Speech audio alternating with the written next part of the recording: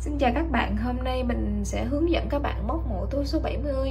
Thì mẫu túi này mình kết hợp giữa theo chữ thập và móc len nha. Ở đây size túi thì ngang là 23, cao 18 cm. Cái phần rộng hông á, rộng hông cái chỗ to nhất chỗ này nè là 9 nha, còn cái phần trên miệng là 7.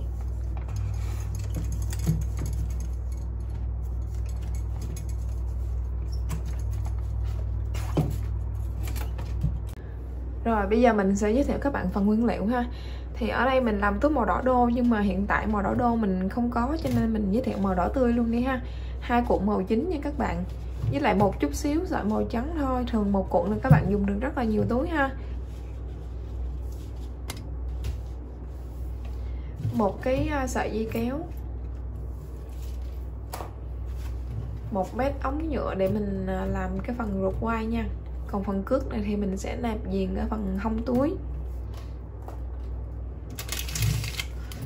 4 cái khoan tim ở đây mình sẽ sử dụng màu bạc ha. Móc treo mình cũng sử dụng màu bạc luôn cho nó cùng cái tông nè. Chân đế màu bạc luôn. Ở đây dải lót may sẵn này thì mình cũng làm theo cái họa tiết của túi luôn ha. Rồi một cái lót dài như thế này thì mình sẽ cắt, khi mình làm mình sẽ cắt ra cái phần thân riêng nè, rồi phần hông với lại cái phần miếng nẹp của dây kéo nha các bạn. Rồi các bạn sử dụng cho mình canvas lỗ tròn, mình sử dụng 2 tấm nha. Cuối cùng là cái họa tiết để thêu nha các bạn. Về phần dụng cụ thì sẽ có một số dụng cụ cơ bản như là kim thêu, kim đánh dấu, kẹp nhựa, chích dặn này kia nọ ha. Thì nhưng mà quan trọng nhất vẫn là 2 cái size kim. Các bạn dùng cho mình kim móc 2.0 mm để mình móc viền, còn 2.5 thì để mình móc quai nha các bạn. Rồi bây giờ mình sẽ hướng dẫn các bạn cắt canvas nha. Bạn nào không có bạn nào mua combo cắt sẵn thì sẽ lướt qua, không có xem phần này ha. Nếu mình tự cắt thì sẽ chuẩn bị cho mình 2 tấm canvas nha. Rồi bây giờ các bạn để cái xuôi cái tấm canvas, các bạn kẻ cho mình chiều ngang sản phẩm là ngang 22 cm thì bằng 51 ô. 51 đây là mình tính theo cái phần lỗ tròn nha các bạn. Còn khi thêu thì mình sẽ tính theo cái phần có thịt này nè. Đó, một lát khi thêu vô cái phần hoa văn thì các bạn phải tính theo cái phần có thịt ở đây. Nhưng mà khi mình đếm để mình cắt canvas thì các bạn sẽ tính theo lỗ tròn. 51 ô lỗ tròn này thì các bạn sẽ kẻ ở hàng 52 nha. Kẻ ở lỗ 52. Khi cắt xong thì sản phẩm mình vẫn còn đủ là 51 ô ha. Rồi, cái phần chiều dài ở đây là 98 ô, có nghĩa là 41 ô của phần chiều cao của túi, 16 ô của phần đáy nha, 16 ô với 41 ô của phần chiều cao của túi. Nói chung thân trước thân sau thì nó bằng nhau. Phần đáy 16 ô thì tổng cộng là 98 ô nha các bạn. Cái này mình ghi cái số như vậy cho các bạn tham khảo thôi, chứ thường là đếm ô thì nó sẽ chắc chắn hơn. Tại vì canvas này nhiều khi nhiều xưởng khác nhau á, hoặc là nhiều đợt khác nhau thì nó sẽ chênh lệch một chút xíu ha. Rồi để có cái phần thân chính rồi á thì các bạn sẽ cắt thêm cho mình một miếng đáy nữa ha. Đáy thì các bạn có thể là kẻ trên đây luôn cũng được nha, hoặc là mình kẻ thêm bên mới cũng được. Đấy thì các bạn cũng cắt bằng bên phần thân á là ngang 51 ô nè, rộng 16 ô, 51, 16 ha. Tiếp theo là mình sẽ có 2 cái miệng, một miệng là mình nẹp trên cái phần thân, một cái miệng là mình để mình may dây kéo á. Thì cái miệng lớn này nè, các bạn cắt cho mình 2 miếng thì bề ngang nó 49 ô, bề cao này là 7 ô. Các bạn sẽ đếm này, các bạn thấy là mình 2, 4, 6, 7. Đó, mình kẻ ngay chân cái ô số 8 này ha, nhìn là dễ biết luôn ha. Tại sao cái miệng này nó lại nhỏ hơn cái phần thân 2 ô? Để khi mà mình móc viền xung quanh cái miệng này nè, rồi mình nạp vô cái phần canvas này thì nó sẽ không có bị dướng, không có bị dướng ha. Nó phải thục nằm ở phía trong của cái sản phẩm mình á. Rồi về cái phần cái miệng nhỏ đó các bạn, miệng nhỏ thì nó sẽ nhỏ hơn cái miệng lớn 8 ô ha. Thì miệng nhỏ đó là bề ngang là 41 ô nè, chiều cao là 5 ô ha. Chiều cao 5 ô, 1, 2, 3, 4, 5.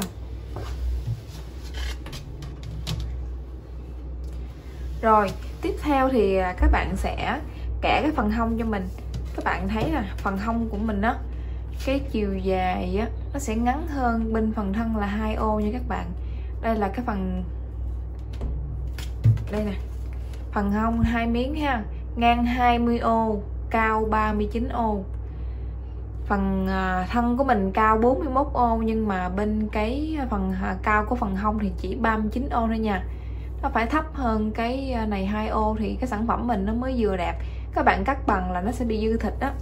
Tại vì khi mình cái sản phẩm của mình co lên như thế này mà các bạn bắt buộc cái phần hông nó phải ngắn hơn phần thân 2 ô nha. Còn chiều ngang 20 ô, chiều ngang á, thì nó cũng dựa vô trong cái phần đáy nè, đáy 16 ô nè. Nhưng mà khi mình cắt 20 ô để cho cái sản phẩm mình nó có cái độ, cái bầu ở phía phần hông đó, cho nên khi mình cắt xong vuông dứt á, thì mình sẽ cắt tỉa mỗi bên 2 ô như thế này, cắt xéo ha. Một lát mình sẽ hướng dẫn nha. Bây giờ thì các bạn kẻ xong đó, rồi mình sẽ cắt hết các chi tiết này ra đi, rồi mình sẽ hướng dẫn các bạn cắt phần hông nha. Rồi, hông túi thì mình sẽ cần vẽ thêm nè. Các bạn sẽ đếm từ ở dưới này lên cho mình 10 ô nha. 2, 4, 6, 8, 10. Các bạn đánh dấu ngay đây.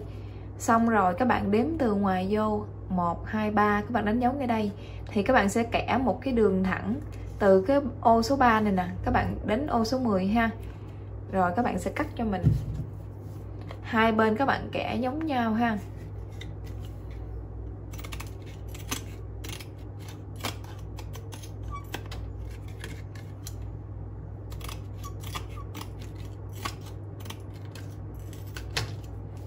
Rồi, ở phần hồi nãy mình nói là phần đáy nó chỉ có 16 ô thôi, nhưng mà phần hông của mình bề ngang nó tới 20 ô.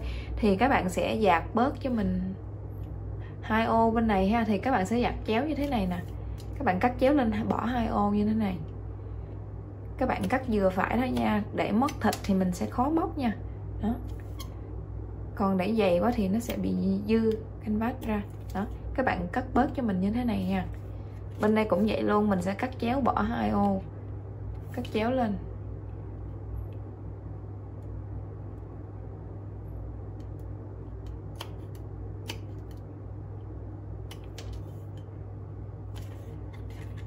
Như vậy là mình đã có được cái phần hông hoàn thành rồi ha. Thì tương tự bên đây các bạn làm cũng giống vậy luôn.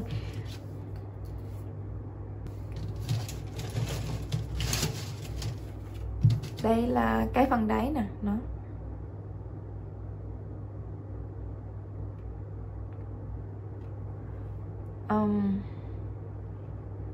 Mình đang suy nghĩ hình như nó có gì đó sai sai. Tại vì phần đáy nó có 16 ô. Cái này mình phải cắt 3 ô mới được nha các bạn. Mình phải cắt bỏ 3 ô mới được. Tại vì một lát nữa thì mình sẽ móc 2 mũi đơn và cùng một chân ở chỗ này. Nếu như mà mình chỉ cắt có bỏ đi 2 ô thôi thì ở đây nó sẽ dư mũi ha. Như vậy là mình phải bỏ thêm một ô nữa. Như vậy thì các bạn sẽ cắt thêm đường chéo cho mình 3 ô ở đây nè.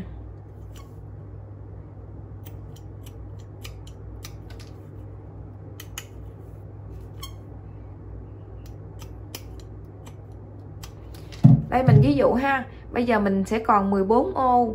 14 ô nhưng mà khi mình móc hai bên này mình tăng thêm mỗi bên một mũi đơn nữa thì nó tổng cộng là có 16 mũi đơn. Trong khi đó phần đáy thì mình chỉ móc 16 lỗ thì tương đương với lại 16 mũi đơn, cho nên nếu như mà mình để 16 lỗ canvas bên này bằng bên kia thì khi mình ráp vô thì sẽ bị dư 2 mũi của cái phần hông nha. Cho nên bắt buộc phải cắt như vậy á.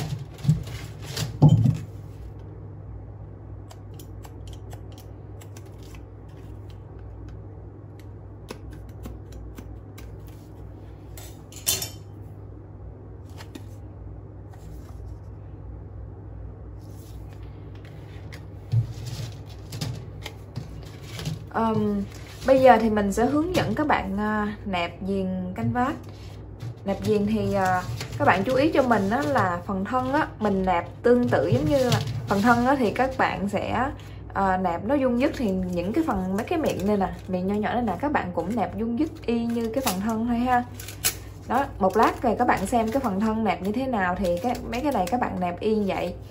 Còn đối với cái phần hông á, thì mình cũng sẽ hướng dẫn chi tiết nữa, thì nó sẽ có nẹp cước nha. Phần hông thì tại vì có nhiều cái đường cắt này các bạn, cho nên mình bắt buộc phải nẹp cước. Còn những cái phần này nó vuông vức thì mình không có nẹp cước nha. Các bạn hay hỏi mình là có cần phải nẹp cước không? Mình nói rất là cần nha. Tại vì không nẹp cước á, thì nó sẽ bị lộ những cái đường cắt ra, nó sẽ không đẹp cái sản phẩm của mình ha. Bắt buộc phải nẹp cước cho cái phần hông nha. Trước khi nẹp viền thì mình sẽ hướng dẫn các bạn cắt cái lỗ để mình bỏ lỗ van tim á các bạn. Vừa cắt ở bên phần thân chính mà vừa cắt ở bên phần miếng nẹp ở phía trên đó nha. Cái miếng mà bề ngang 49, bề cao 7 ô đó. Thì bây giờ mình ở đây là các bạn sẽ đếm từ ngoài vào cho mình là 2, 4, 6, 8, 9. Các bạn sẽ chấm một cái giữa số 9 với số 10 nha. Một cái chỗ có thịt nè, các bạn chấm giữa số 9 với số 10.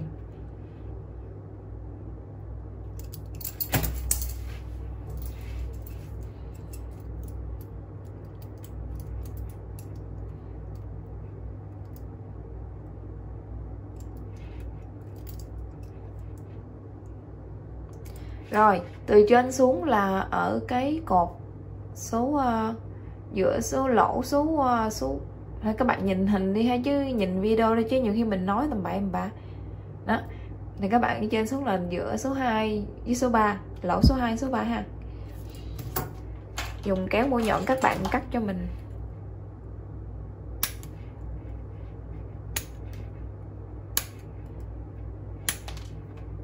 Đó, các bạn nhìn kỹ ha. Rồi, bên đây các bạn đếm qua, các bạn bỏ 1, 2, 3. Mình đếm 1, 2, 3 là mình đếm cái phần có thịt nè. Đó. Xong mình cắt nha. Các bạn từ từ hay các bạn xem mình làm rồi các bạn cắt theo nha. Đây thì các bạn mình sẽ tính theo cái phần chiều ngang của sản phẩm của hai cái con ốc đây nè. Thì hai con ốc nó nằm đâu thì mình sẽ cắt ở đó ha. Đây mình vừa bỏ, nó vừa lỗ của hai con ốc này. Cái chiều cao nó cũng vừa luôn. Nếu như mình cắt cao quá thì cái khoan tim này sẽ bị dư lên tuốt cái trên không đẹp. Mà cắt sâu quá thì khi mà mình gắn á, thì nó sẽ bị dướng cái này nè, dướng cái cột cái đường ngang này thì nó sẽ không có gắn được cái quai, cho nên các bạn chỉ cắt ở đây thôi nha. Cắt đúng cái điểm này cho mình. Canvas các bạn tỉa sát vô ha.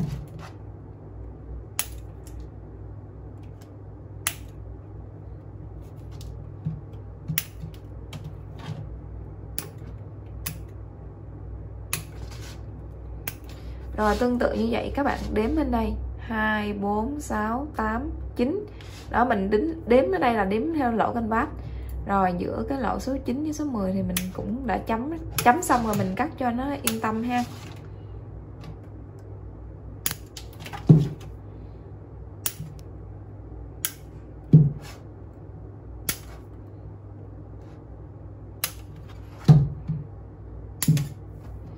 Rồi tương tự bên đây các bạn cũng cắt nó phải tương đương giống như bên này nha. Các bạn đặt như vậy nè, các bạn chấm cho nó nhanh đó.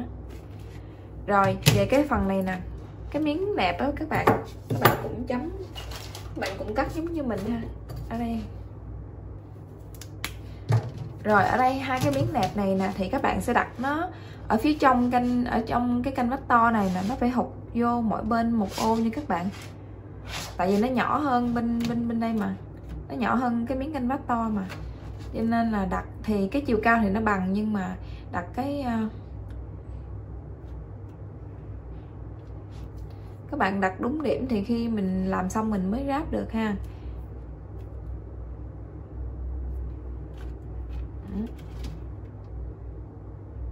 Đó, mỗi bên là thụt vô một ô nè, chấm đúng cái điểm đó nha.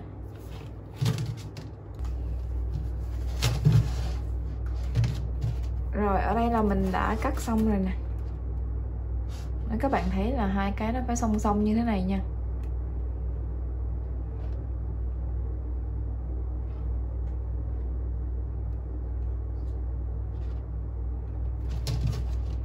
Rồi bây giờ thì mình sẽ hướng dẫn các bạn móc viền cho cái phần thân.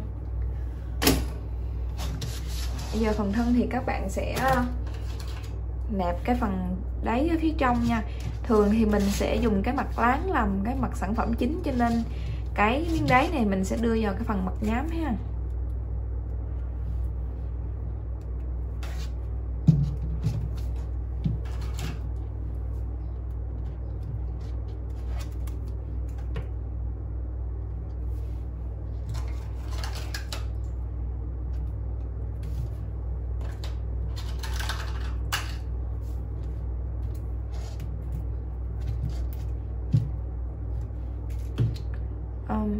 Mình định là vẽ cái hoa văn trước đi rồi hãy móc viền ha các bạn.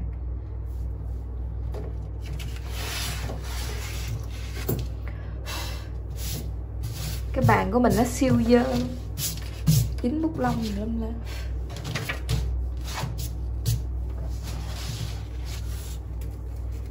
Bây giờ cái phần hoa văn này nè, các bạn thấy những cái đường trắng ở phía ngoài á là nó thể hiện cho những cái đường này nè. Đó, những cái đường này là mình sẽ không vẽ lên, tại vì những cái này mình một lát nữa mình sẽ móc viền rồi, cho nên mình đâu cần phải vẽ lên đâu. Cho nên các bạn phải chú ý từ cái phần thịt ở phía trong này nha, màu đậm phía trong nè. Khi đặt canvas lên sản phẩm á, thì lên giấy in á, thì các bạn đặt làm sao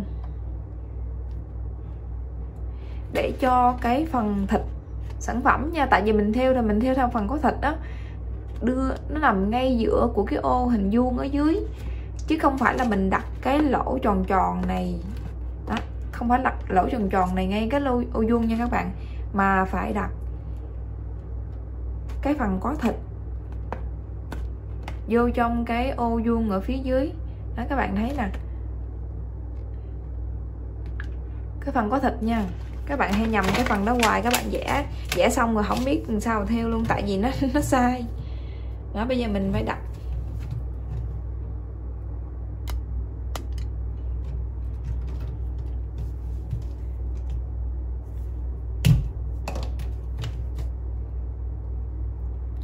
đó, các bạn thấy là phần có thịt thì mình sẽ chấm ngay những cái chỗ có thịt ha. Đó, mình sẽ chấm gì ngay chân phần có thịt. Các bạn chấm càng gọn thì khi mình thiêu thì nó ít có bị lem màu hơn.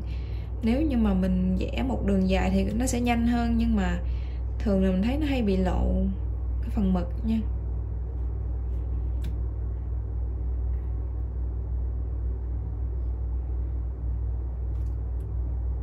Nếu canvas có lệch so với cái phần hoa văn thì các bạn đẩy nhẹ qua một chút xíu ha, tại nhiều khi nó sẽ không có tương xứng 100% đâu, nhưng nó sẽ lệch một chút xíu, rồi mình chỉ việc mình đẩy qua thôi. Cái phần nào mà mình chấm là mình sẽ theo cái màu nhạt ha, còn phần nào không chấm là mình sẽ theo cái màu nền của cái túi đó.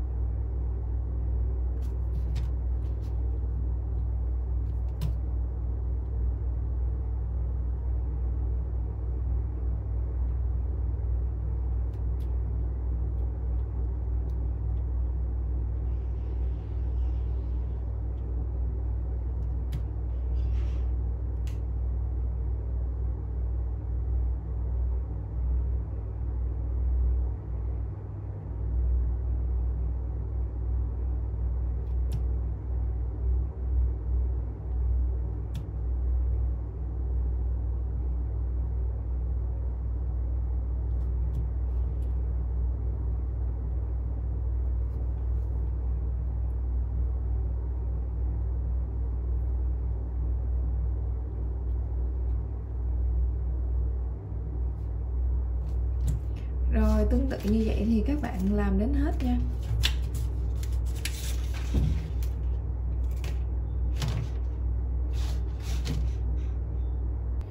Rồi sau khi chấm xong bên này á, mình chấm chưa xong hết nữa nè. Thì sau khi chấm xong bên này thì các bạn lật lại bên đây, các bạn cũng chấm tương tự như vậy luôn ha.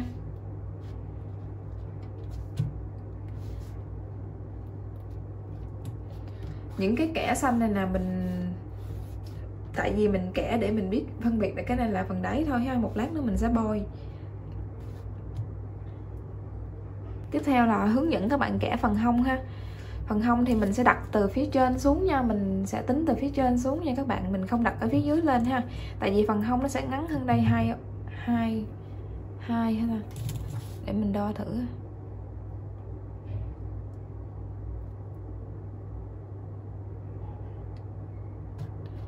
Nó ngắn hơn tới 3, 1, 2, nó ngắn hơn 2. Hông thì các bạn tùy theo các bạn muốn cái hoa văn của nó là cái phần nào thì các bạn lấy phần đó thôi nha. Ví dụ như là mình muốn lấy phân nửa cái này nè, phân nửa này với cái bông này á, thì các bạn tùy chỉnh ha. Tại vì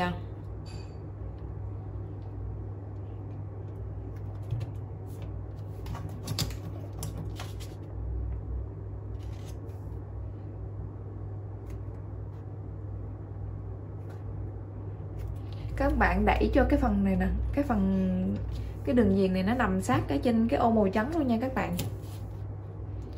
Còn cái ở giữa thì mình sẽ canh theo cái giữa bông hoa nha. Nhưng mà bắt buộc ở trên thì phải bằng với ô màu trắng, như vậy khi mình ráp vô thì phần hông với lại phần túi nó mới bằng nhau được ha, cái hoa văn nó mới bằng nhau.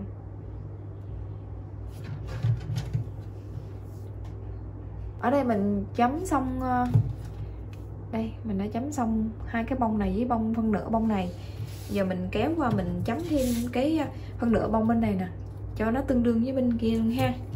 Thì bên đây các bạn chấm đó, các bạn đặt ngay cái hai cái cột bông này là tự động nó sẽ ngay mình sẽ không cần phải canh ha. Đó, mình cứ canh cái cột hai cái bông ở trên này xuống.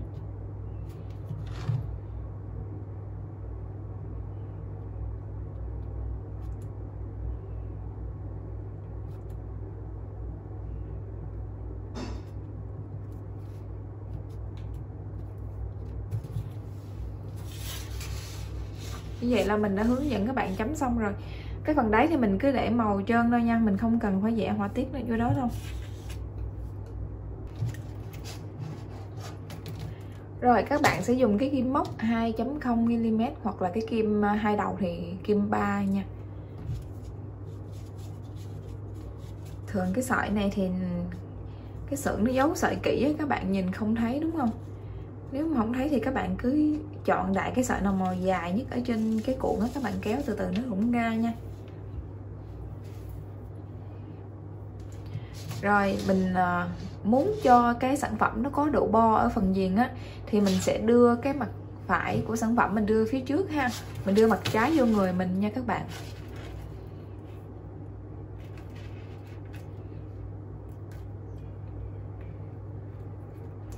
Bắt đầu từ cái phần góc đó, các bạn sẽ móc cho mình một bính, sau đó các bạn móc cho mình 2 mũi đơn vào cùng một chân.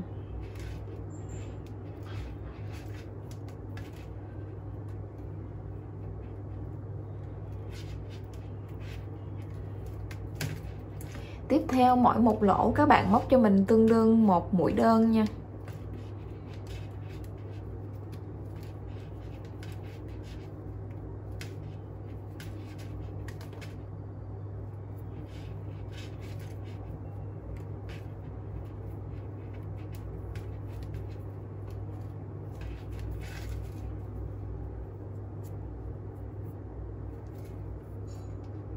Vừa móc mình vừa kẹp sợi thừa nè, để cho cái sản phẩm của mình sau khi mình hoàn thành xong thì mình đỡ tốn nhiều cái công đoạn giấu sợi thừa nha các bạn. Cho nên khi gặp sợi thừa mà mình đang thuận tay thì mình cứ móc, mình nẹp viền như luôn ha.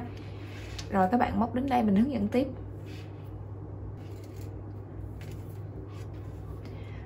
Ngay cái góc thì các bạn sẽ móc cho mình 3 đơn vào cùng một chân nha.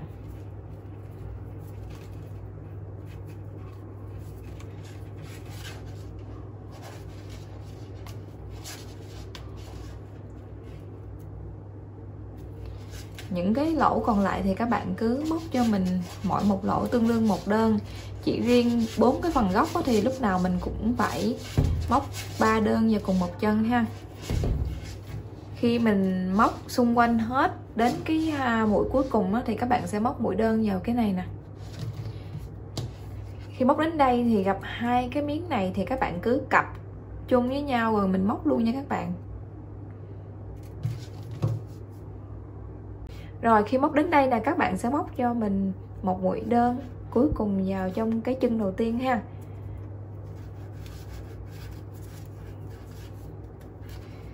Sau đó các bạn cắt cái sợi dây vừa phải thôi, mình để mình dư một xíu thôi, không cần quá dài nha các bạn.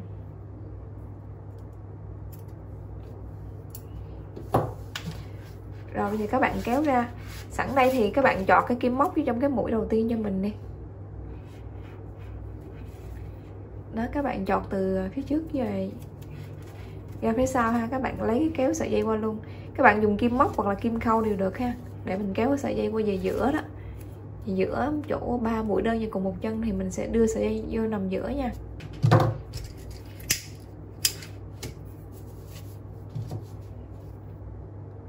Tiếp theo mình sẽ hướng dẫn các bạn móc viền cái phần hông ha, có nẹp cước. Mình cũng sẽ đưa mặt mà mình theo mặt phải về phía trước nha các bạn. Mình bắt đầu từ cái góc này. Cước các bạn sẽ đưa dư cho mình qua một khúc như thế này nha.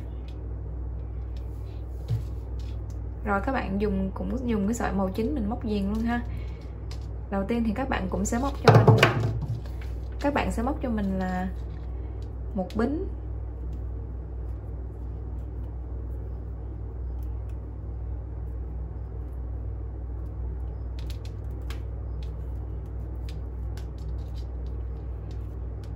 Sau đó mình móc 2 đơn vào cùng một chân nha.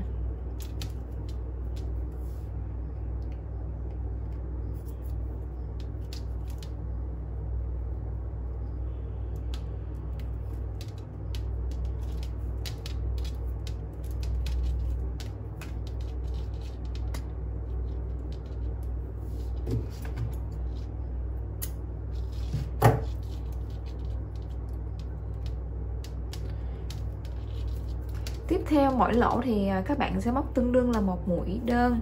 Nhưng mà nếu cái lỗ nào mà nó sâu quá các bạn có thể tăng mũi ha. Thường là tăng cái đường dọc này khoảng 3 mũi ha. Những cái đoạn mà sâu nhất ấy nha các bạn, chỗ nào sâu nhất của một cái đoạn cắt á.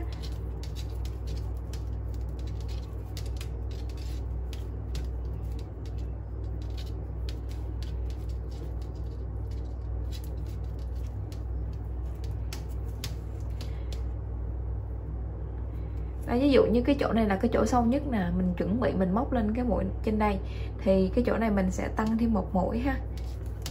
Mình sẽ móc thêm một mũi ở đây. Rồi.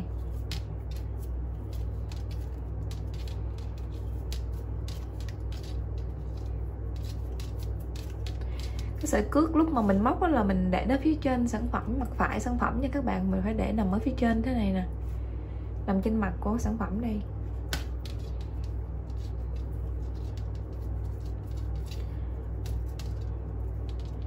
Rồi tương tự như vậy các bạn móc đến đây cho mình, đến cái chỗ cái phần 4 mũi chéo này nè mình sẽ hướng dẫn thêm nha. Rồi ở cái đường cắt 4 mũi chéo này nè các bạn sẽ móc mỗi mũi là 2 đơn vào cùng một lỗ ở đây nha.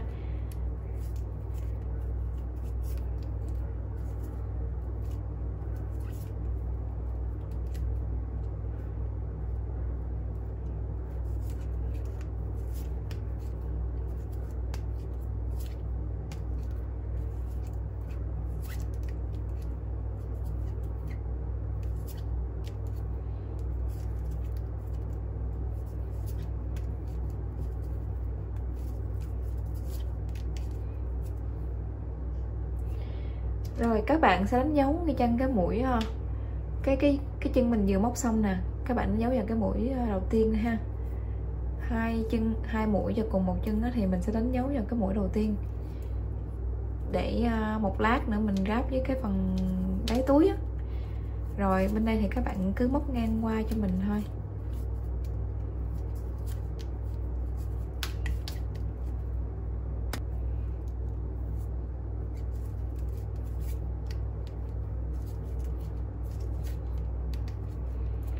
Rồi ở đây mình cũng đánh dấu luôn nha các bạn.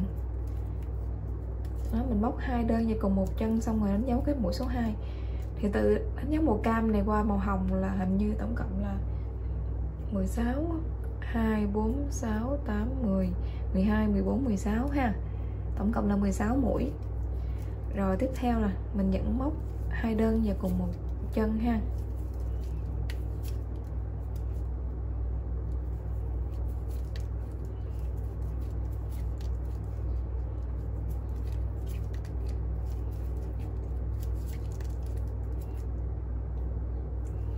Rồi tiếp theo các bạn, mỗi lỗ các bạn móc tương đương 1 mũi. Chỗ nào mà các bạn thấy sâu lòng quá, các bạn muốn tăng mũi giống như mình chỉ nè, thì các bạn cứ tăng ha. Khi nào mình ráp thì những cái chỗ đó mình bỏ qua, mình không cần ráp. Những cái lỗ mà mình móc thêm á, mũi mình móc thêm á, thì mình cứ bỏ qua ha. Còn bây giờ mình tăng để cho hạn chế nó bị thấy lỗ canvas thôi các bạn. Rồi đến cái lỗ này các bạn sẽ móc cho mình 3 đơn và cùng một lỗ nha.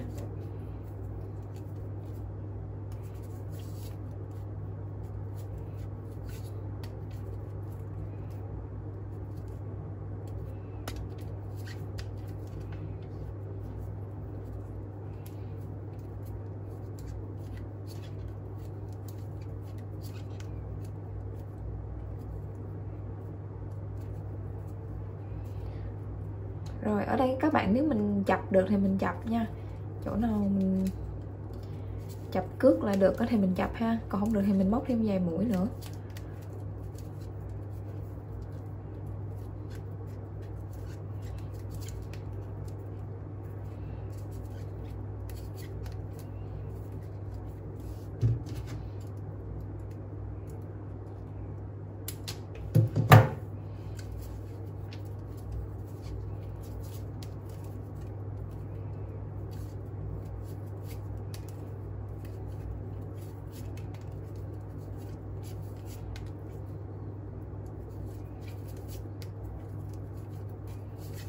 Rồi một mũi đơn cuối cùng vào cái chân đầu tiên.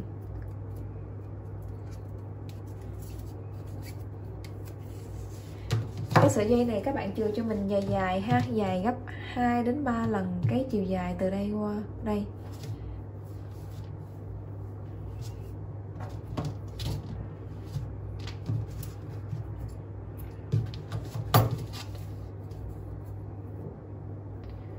Xong sau đó các bạn kéo ra cho mình.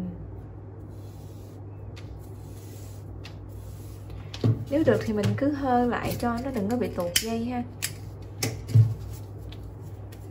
Rồi cái phần này mình sẽ cắt bỏ nha.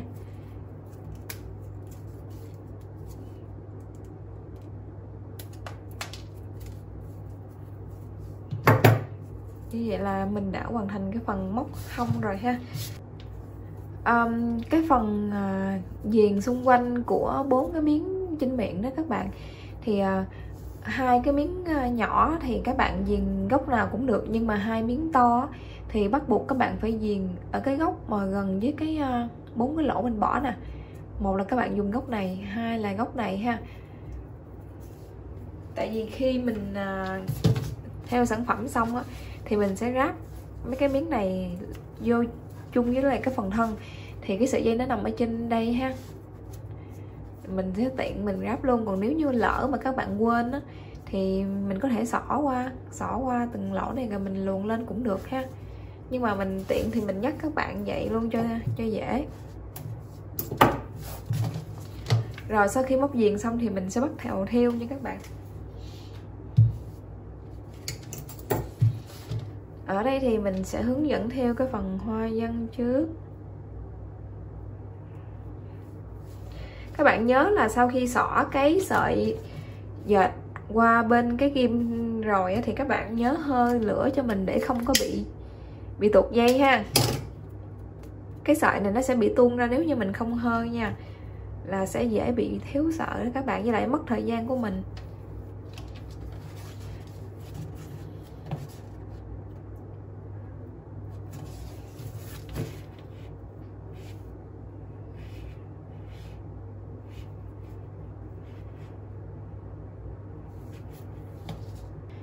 Rồi bây giờ thì mình sẽ hướng dẫn các bạn thêu ha.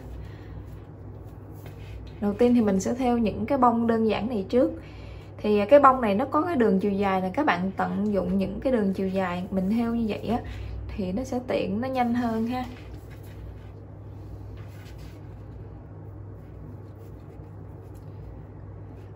Ở cái dưới đây là các bạn sẽ chừa cho mình một đoạn khoảng 5 đến 6 cm nha. Tùy theo cái đường này, ví dụ mình chừa dài quá nó ngay cái lỗ này thì mình chừa ngắn lại nha các bạn. Chủ yếu là mình vừa theo là mình sẽ vừa giấu cái sợi thừa bên dưới á.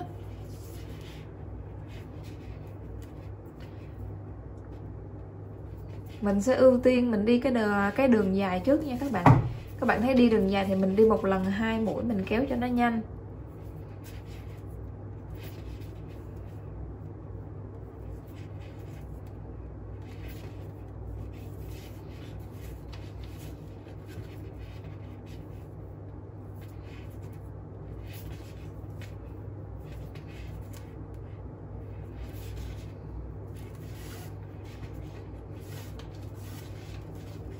Như các bạn thấy là mình theo cái chấm xanh này nè, mà ngay chân cái lỗ này, ngay chân cái lỗ bỏ này thì mình phải đi ví dụ như mình đi chỗ này mình đi lên thì bình thường này ha.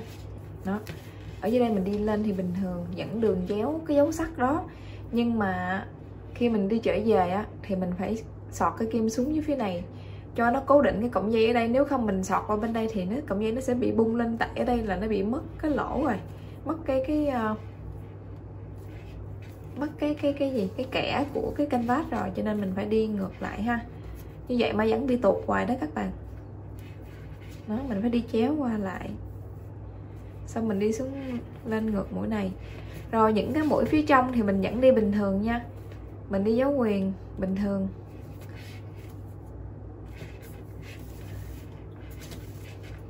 Đó, cái đó là cái phần lưu ý mà khi các bạn gặp những cái mũi mà bị cắt canvas như thế này thì các bạn đi cho khéo để không có bị tụt cái sợi dây của mình ha.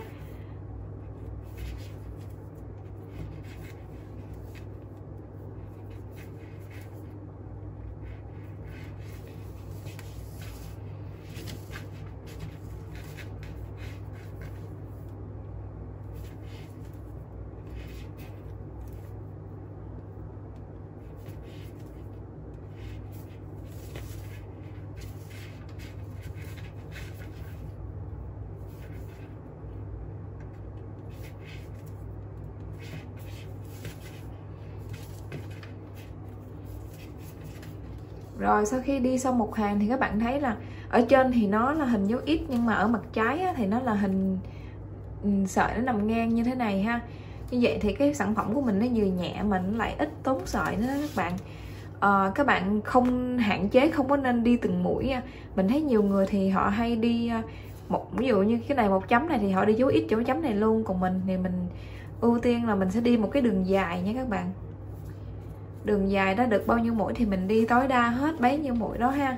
Chừng nào bị cắt thì mình sẽ đi đường khác nha.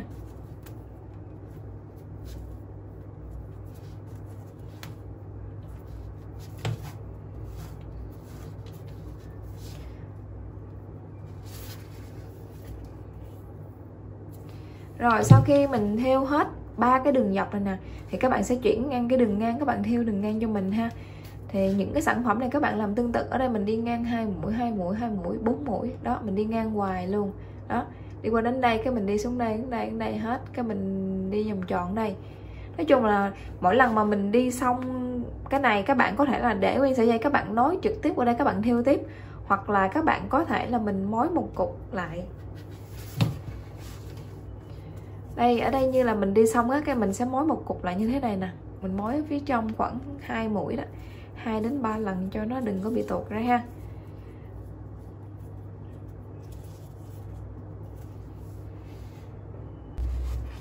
Sau khi theo xong màu trắng thì mình sẽ hướng dẫn các bạn theo màu nền ha.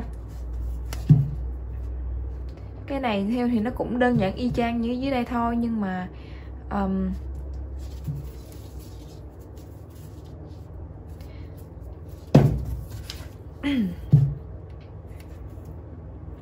bây giờ thì mình sẽ đi một cái đường dài đầu tiên qua phía bên đây. Tại vì cái đường, những cái đường ở dưới này các bạn, nó sẽ bị cắt á, nó bị cắt canvas á, cho nên là mình sẽ chỉ cái phần này thêm ha. Mình sợ là nhiều bạn mới quá không có biết cách xử lý á, cho nên mình sẽ quay thêm cái phần này.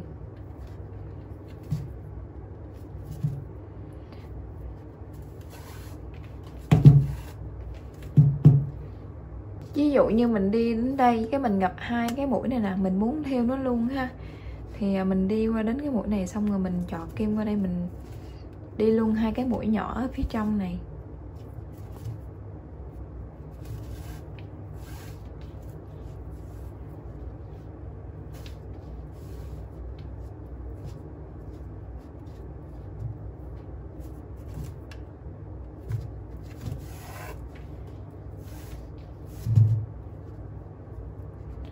Cái mũi này là nếu như mà mình chọt ở đây, mình đâm qua đây thì một lát mình theo đến cái mũi này thì nó đi không có được, nó sẽ bị xa, nó bị cùng một lỗ đó các bạn, cho nên bắt buộc là mình phải đi từ hướng này, mình đi qua bên đây ha.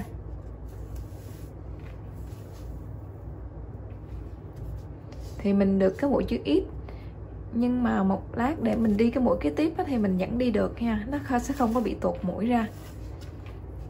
Đó, các bạn sẽ tìm cách khi mà các bạn đi những cái mũi đang đi cái đường thẳng là cái mình gặp những cái đường ở phía trong này nè, tại đường này nó bị cắt rồi, cho nên là bắt buộc mình phải tìm cách ở cái hàng này hoặc là cái hàng phía số 3 ha. Nói chung là tùy các bạn muốn lúc đi hoặc là lúc trở về đều được ha. Đây, như ở đây là mình đó, cái này mình đi một đoạn là mình đi đến đâu là mình đi luôn cái phần này đó, cái phần phía dưới luôn nè, các bạn thấy không? Mình đi đến đâu là mình gặp cái này, mình xử lý hết những cái khúc nhỏ này luôn, xong mình sau đó mình trở về. Hoặc là lúc trở về mình gặp mình xử lý cũng được, hoặc là xong mình đi cái đường số 3 này nè đó. Nếu các bạn quên ở hàng số 1 thì khi xuống hàng số 3 thì các bạn vừa đi các bạn vừa xử lý những cái hàng phía trong này ha. Đó, nó chỉ đơn giản như vậy thôi. Còn khi hết sợi thì các bạn cứ việc mình nối sợi như cái cách mà mình hướng dẫn các bạn đó, thì cứ chừa một đoạn dây dài khoảng từ 5 đến 6 cm, mình chập hai sợi lại, xong sau đó mình cứ đi thẳng như vậy hoài ha, đến khi nào mình xong cái sản phẩm thì thôi.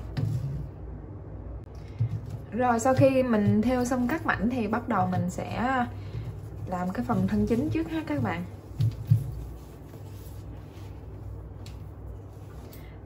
Bây giờ thân túi thì các bạn sẽ gắn cái chân đế cho mình nha.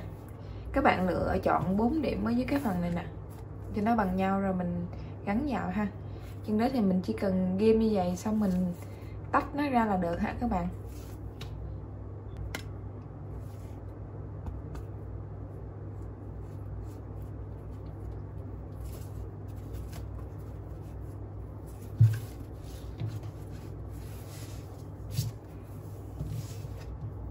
Rồi sau khi gắn chân đế xong thì mình sẽ may dây lót cho các bạn. Dây lót thì mình sẽ lấy cái phần có mấy cái miếng lót phụ này.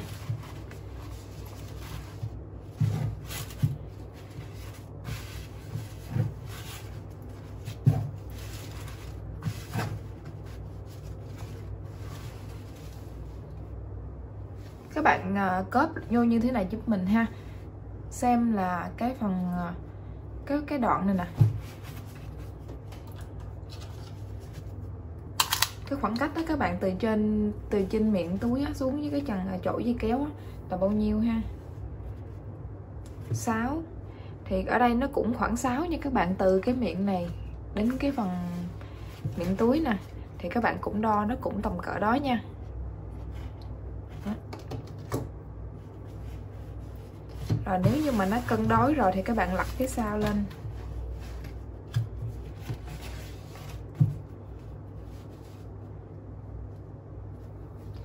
Cắt dừa cho mình khoảng 1 cm để mình gấp cho mình may ha, xung quanh luôn.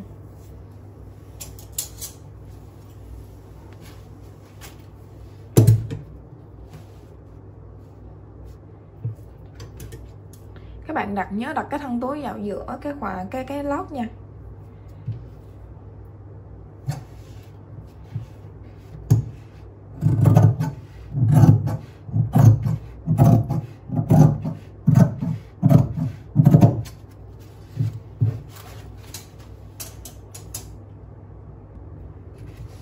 Sau khi cắt dải lót xong á các bạn nè, mình chỉ chừa khoảng 1 đến 1.5 cm đường may thôi ha, 1.2 thôi. Rồi các bạn gấp vào.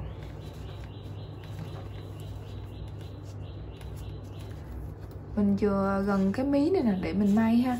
Nhưng mà khi mình may thì mình hạn chế là may lên cái đường sợi mũi này. Mình chỉ may vào những cái mũi móc ở phía trong này nè.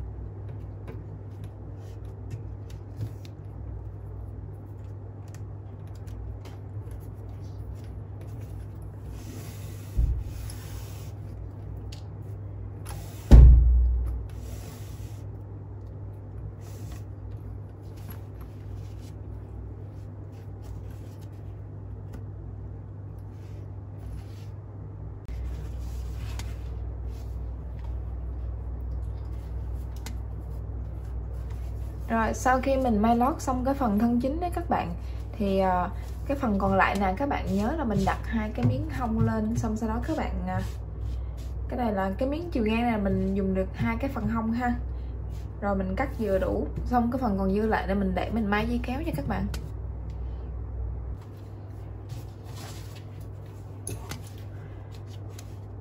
Cái này là mình cắt một lượt 2 cái lót ha. Bây giờ thì mình sẽ cắt cái đường bầu xung quanh nè, chừa khoảng 1 cm thôi nha các bạn.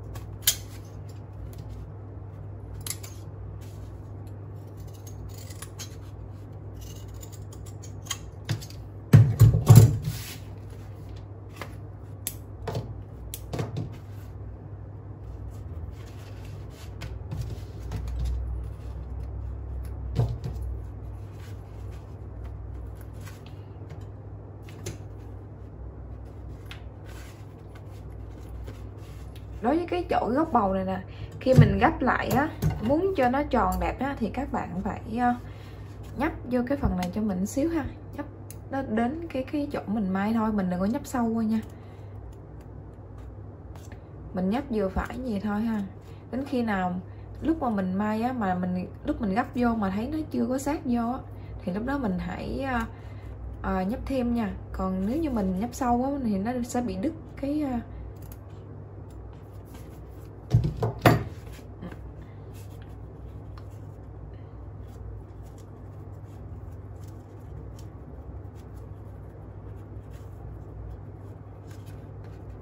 Khi mình gấp vào như thế này nó sẽ tròn bầu hơn là mình sẽ để nguyên nha các bạn.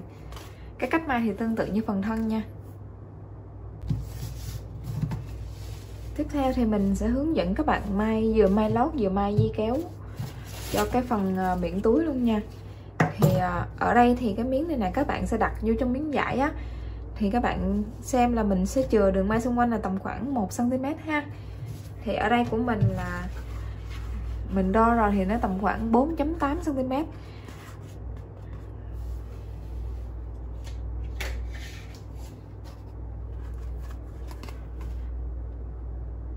Đó.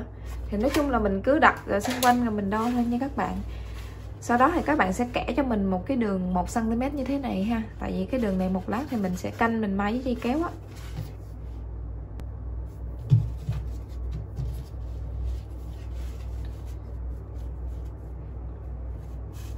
Đây mình kẻ 1 cm nha các bạn. Rồi cái phần dây kéo này nè, bạn nào mà không có biết cách làm á, thì các bạn để nguyên sợi dây kéo này, các bạn canh hai bên cho cân đối thì các bạn may ha. Còn mình thì mình quen rồi thì mình sẽ tháo cái phần ốc này ra. Cái này mình không có dặn ốc ha, nên mình tháo luôn. Xong sau đó mình sẽ tách cái sợi dây kéo này ra làm hai nha các bạn. Các bạn nhớ là sau khi tách xong thì mình nhớ giữ đúng chiều ha.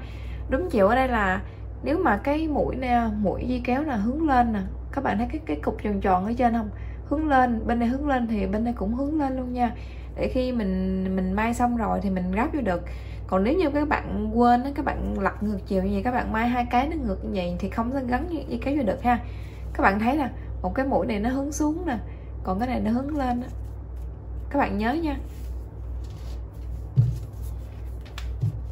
Trước tiên thì mình sẽ may cái dây kéo vô trong cái miếng này. Mình sẽ may lượt nha các bạn. Dây kéo này 30 nó hơi bị dư rồi, chắc phải cắt ngắn lại. 25 là vừa ha. Dây kéo này quá dư rồi.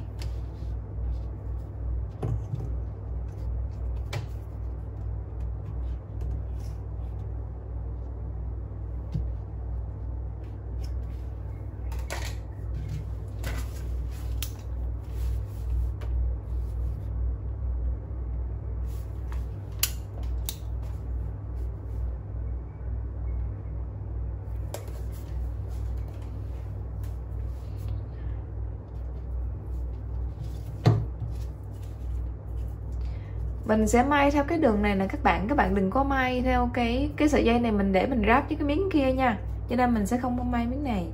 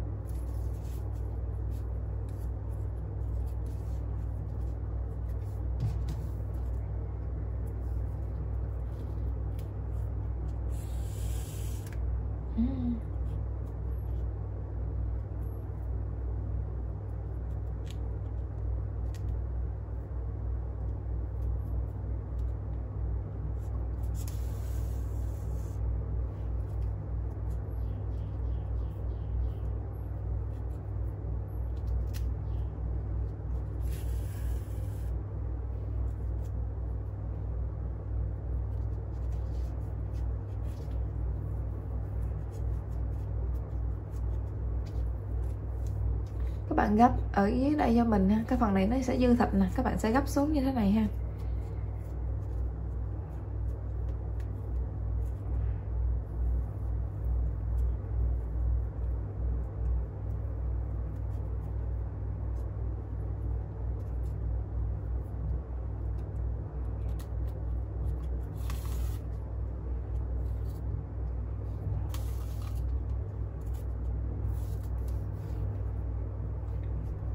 Các bạn nhớ mình may lượt thì mình dùng cái chỉ màu khác để một lát nữa mình nhớ tháo ra nha.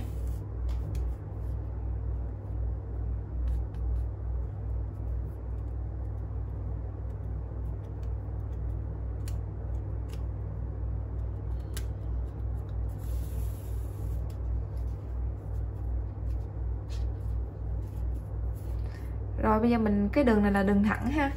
Đó, cái chỗ này mình gấp là như thế này nè, còn cái đường này đường thẳng thì các bạn cứ vậy các bạn may. Thì một lát thì mình sẽ may cái chỉ chính là mình may sát với cái mũi đơn này nè. Còn bây giờ hiện tại là mình đang cho may trong những cái may lượt ở trong những cái lỗ canvas ha.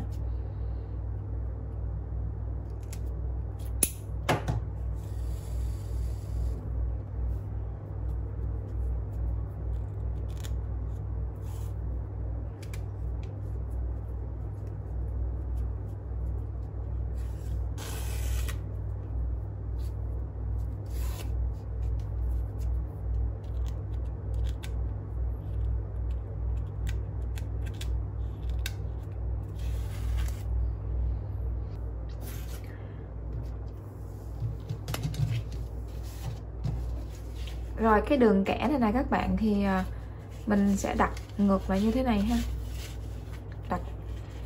Mình sẽ may theo cái đường kẻ này nè, và sẽ trùng với lại cái đường may ở phía trên này ha.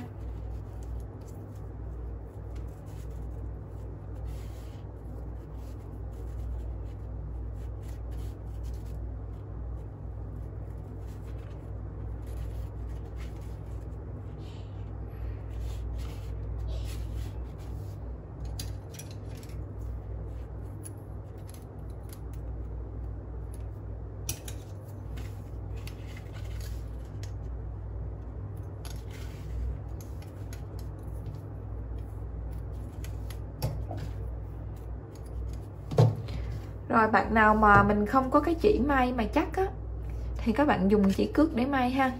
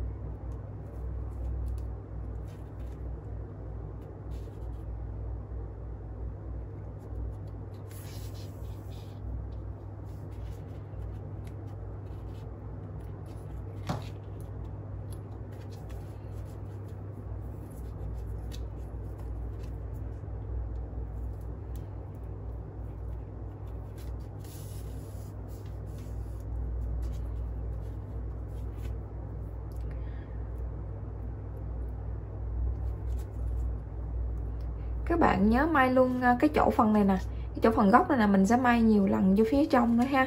Tại vì cái góc này bây giờ mình đang nhờ cái chỉ may lượt á, cho nên nó sẽ chắc.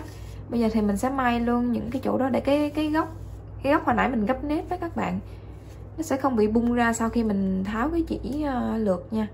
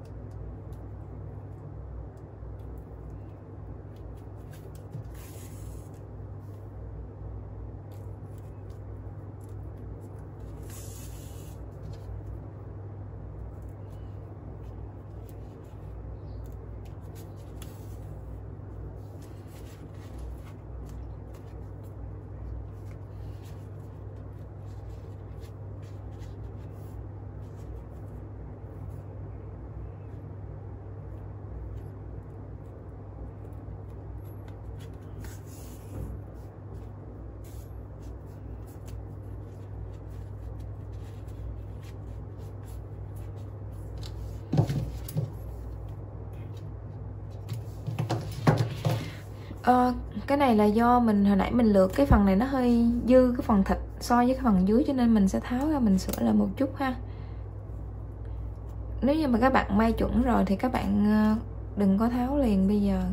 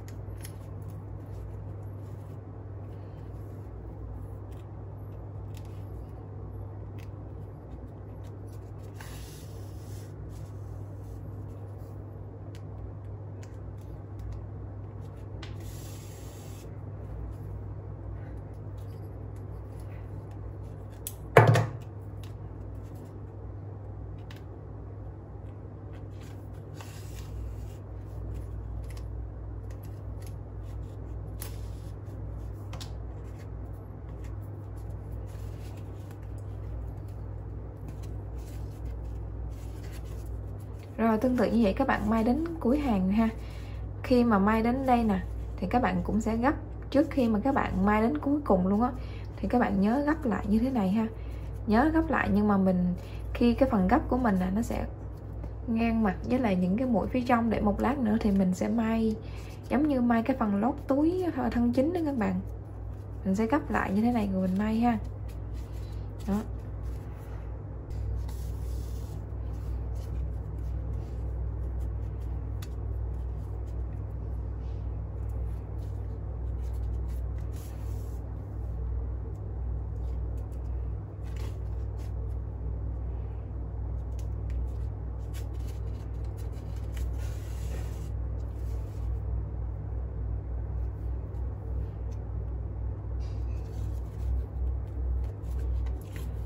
Nếu mà cái sợi dây của các bạn ngắn á, thì các bạn có thể kết thúc tại đây ha. Các bạn mối sợi lại mình kết thúc tại đây. Còn nếu như dây mình dài thì mình sẽ may thêm một đường nữa. Cái đó là do cái mình kỹ mình muốn làm thêm ha. Còn không thì các bạn cứ mối xong rồi mình cắt dây tại đây nha. Còn mình sẽ may thêm một cái đường nữa, đường xen kẽ như thế này nè. Xong rồi sau đó mình mới cắt dây ha. Rồi các bạn sẽ gấp xung quanh lại như thế này cho mình ha.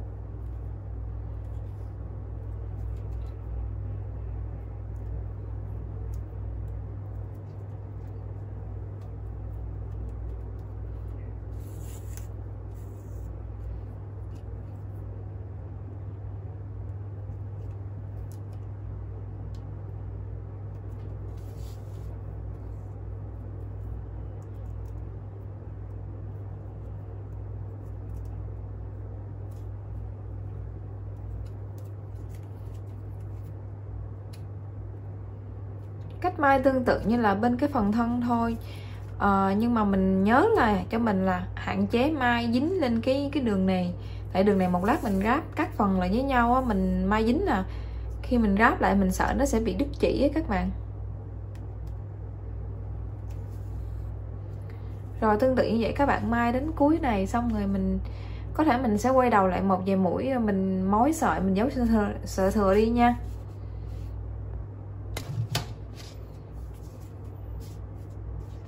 Rồi bây giờ mình sẽ ráp cái này vô trong cái miếng nẹp số 1 luôn nha các bạn.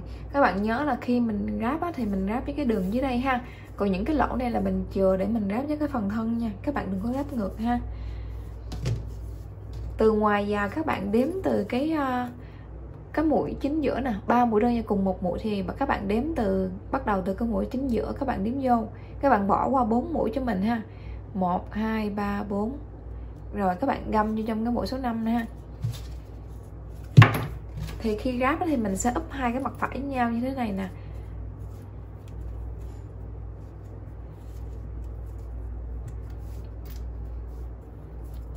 Rồi ở ngoài đây ở bên này cũng vậy luôn, các bạn đếm nha. 1 2 3 4.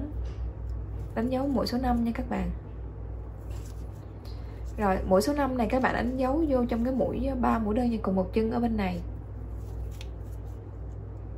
Nói chung là cái miếng nẹp số 2 nó ít hơn miếng nẹp số 1 là 8 mũi, thì các bạn chia hai bên, mỗi bên 4 mũi ha. Rồi bây giờ các bạn sẽ đánh dấu cho mình từng khoảng, tầm khoảng một khoảng gì này các bạn đánh dấu vô nha, để khi mình ráp là nó có sai thì mình sẽ sửa liền á. Rồi các bạn dùng cái sợi của cái miếng nẹp số 2 nha. Các bạn sẽ xỏ cho nó về cái mũi chính giữa nha các bạn. Tại vì lúc mà mình móc là mình móc cái mũi cuối cùng á, thì bây giờ mình sẽ xỏ nó về mũi chính giữa ha.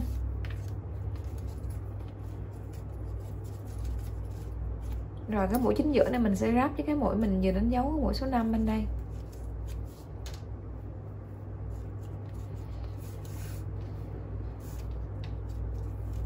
Cái mũi đầu tiên thì các bạn sẽ làm cho mình một cái đường vòng ha.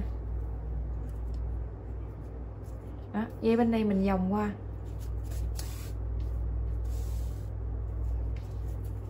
Một vòng thôi.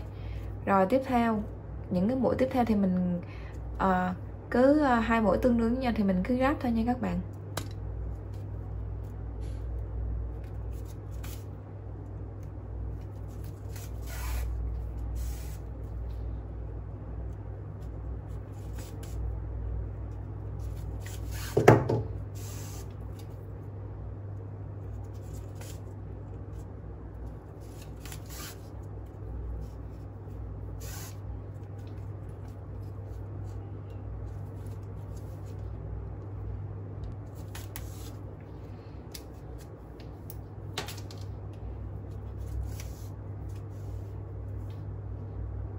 Rồi bên dây bên này ha, cái mình làm thêm một cái đường vòng tương tự như là ở phía trước nha các bạn. Xong rồi các bạn khâu ngược lại cho mình vài mũi ha.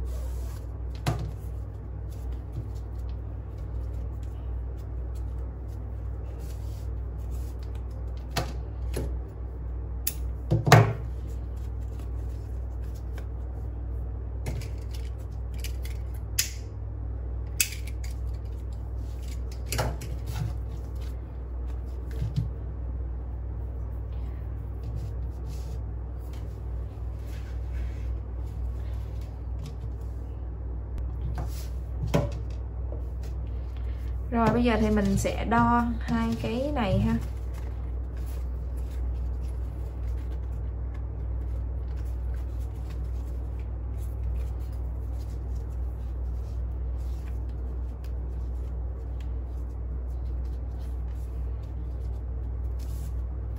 Các bạn đo cái phần miếng nẹp số 2 nè các bạn. Đó.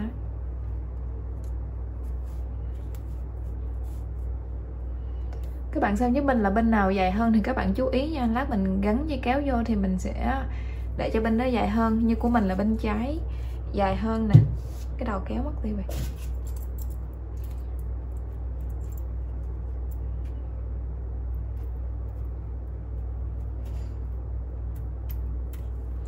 Khi các bạn kéo lên thì các bạn sẽ chú ý cho mình là để bên trái nó cũng sẽ dài hơn nha. Nó dài hơn bao nhiêu á thì mình sẽ cho nó khi mình gắn vô thì cho nó hơn bấy nhiêu. Ví dụ như hồi nãy mình thấy thì bên trái nó dài hơn 1 mũi thì mình cứ để 1 mũi thôi. Các bạn kéo vô thử xem là hai bên nó bằng nhau không. Nếu mà nó chưa bằng nhau thì mình tiếp tục mình chỉnh nha. Cái này mình mai sát quá khó kéo vô nè. Mình thấy là nó bằng nhau rồi nè. Đó, vậy của mình là nó gắn như nó chuẩn rồi. Còn nếu như mà nó còn lệch nữa thì các bạn tiếp tục sửa ha. Cái đuôi này của mình dài quá, chừng nữa mình sẽ vô combo cho các bạn là dây dài tầm khoảng 25 thôi. Dây này dài quá.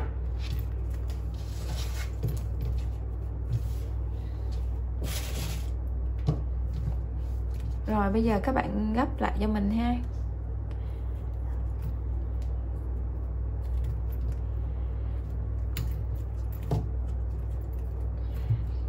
Cái cách làm này thì khi mà mình làm mình sẽ không cần phải cân đối hai cái miếng nẹp hai bên ha.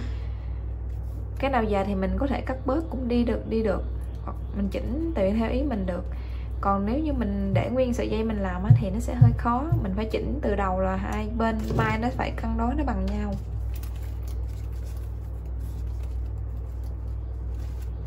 Như vậy là xong cái phần này rồi ha.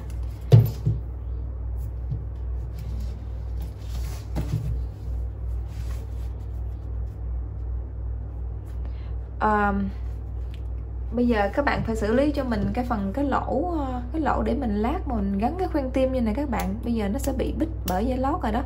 Giờ mình sẽ phải cắt dây lót đi ha. Thì các bạn cắt hay các bạn dùng lửa các bạn làm sao cho nó lủng lỗ ha, để lát nữa mình gắn khoen tim vô. Giờ thì mình sẽ hướng dẫn các bạn móc cái phần quai trước nha.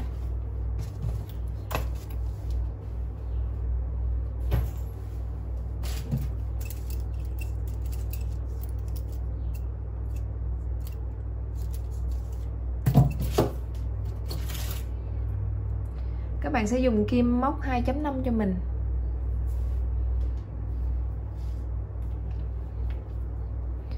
Đầu tiên thì các bạn sẽ gầy cho mình 75 mũi bính ha. Chừa cho mình một đoạn dây hơi dài xíu được rồi. 75 bính.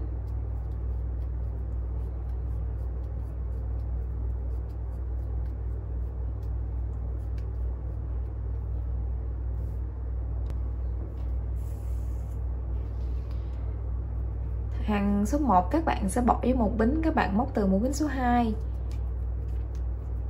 Rồi mỗi một bính là các bạn móc cho mình một đơn ha. Như vậy tổng cộng cái hàng số 1 mình sẽ có 74 mũi đơn.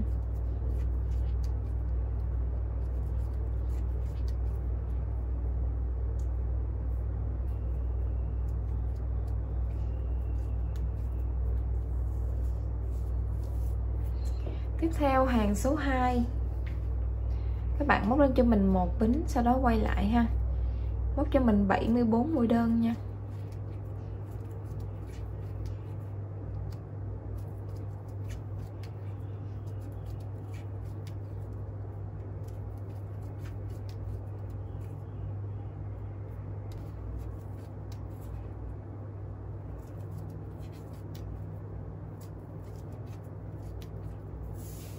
Rồi tiếp theo hàng số 3 móc tương tự hàng số 2 lên một bính, sau đó quay lại móc cho mình 74 mũi đơn.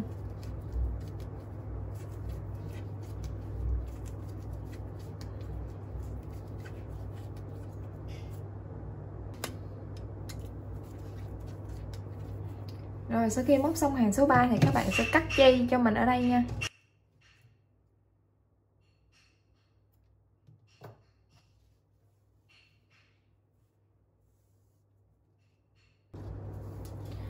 Rồi Từ cái góc này là các bạn sẽ đếm từ ngoài và các bạn bỏ qua cho mình 7 mũi ha, 7 chân á, 2 4 6 7. Các bạn móc từ chân số 8 nha.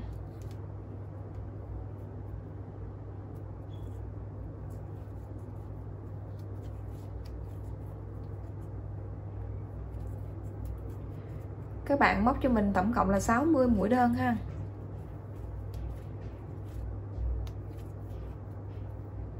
Vừa móc các bạn vừa kẹp sợi thừa bên dưới cho mình.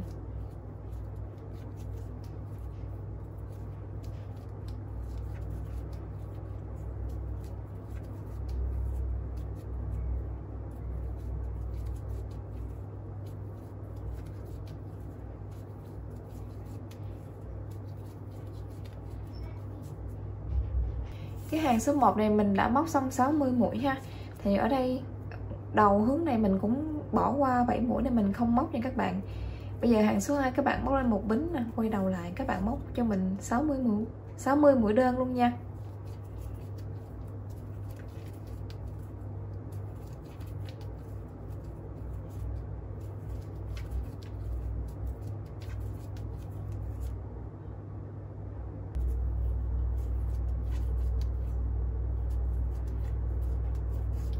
Rồi, cái sợi dây này là các bạn sẽ chừa cho mình dài gấp đôi cái đoạn này nha.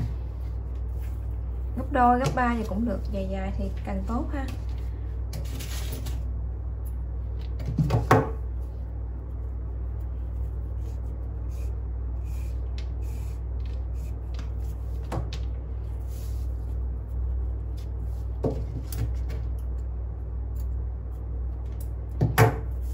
Tiếp theo thì hồi nãy là mình móc trộn mà 3 hàng á các bạn, thì mình đến đây là mình ngưng đúng không? Thì bây giờ các bạn cũng phải móc từ cái chiều này, các bạn đảo lại cho mình ha. Các bạn cũng đếm từ ngoài vào bỏ qua cho mình 7 mũi.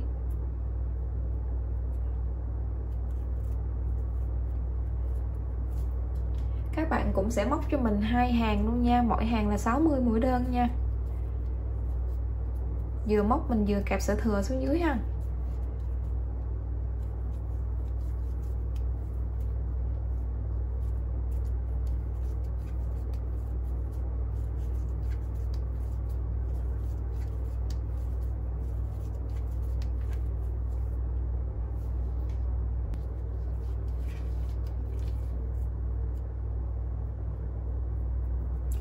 Rồi hàng 2 các bạn lặp lại tương tự ha. Một bính, sau đó mình móc 60 mũi đơn.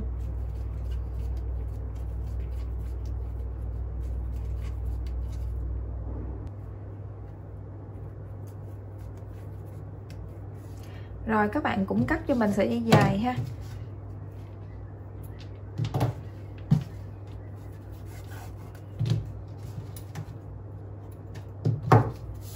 Các bạn móc 2 cái nha các bạn. Để mình đo xem là sau khi mình móc xong thì cái chiều ngang với chiều dài được bao nhiêu nha các bạn.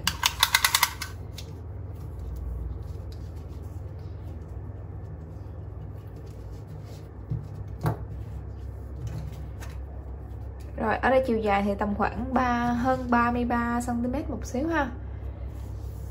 Còn cái chiều ngang thì nó khoảng 3.1 đến 3.2 mm, 3.2 cm. Thường thì mình móc cái này, mình móc cái trước cái sau cho nên là nó không có cân đối với các bạn, nó không có hai cái nó không có bằng nhau á, thì mình có thể ví dụ cái nào ngắn thì mình có thể kéo căng ra ha. Nếu các bạn móc liên tục á thì nó thường là nó sẽ bằng, còn mình là móc bữa trước bữa sau á, lúc thì mình móc lỏng tay, lúc thì mình móc siết tay, cho nên là sản phẩm nhiều khi hai cái nó không có cân đối. Ở đây cái ống nhựa thì như hôm qua mình làm thì mình móc cái quay trước thì mình cắt ống nhựa là 22 cm ha. Ở đây cái này mình cắt nó hơi dài.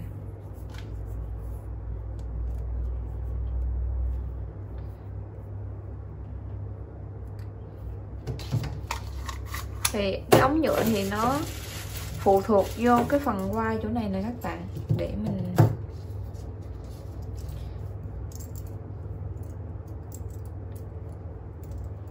Rồi cái này là các bạn đưa vô mặt trái của cái khoen nha, mặt trái, mặt phía trong nè. Đó, các bạn đưa rồi các bạn kẹp lên đây. Xong sau đó mình sẽ đánh dấu nha. Đánh dấu hai cái mũi đầu tiên của hai cái miếng hai bên nè.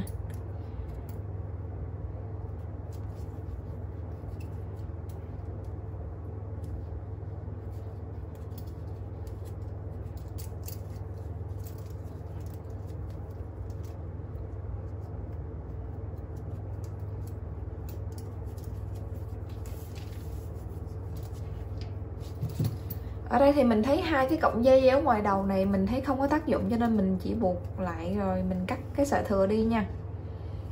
Mình không có thấy ứng dụng gì để may gì cho nên mình sẽ buộc lại luôn.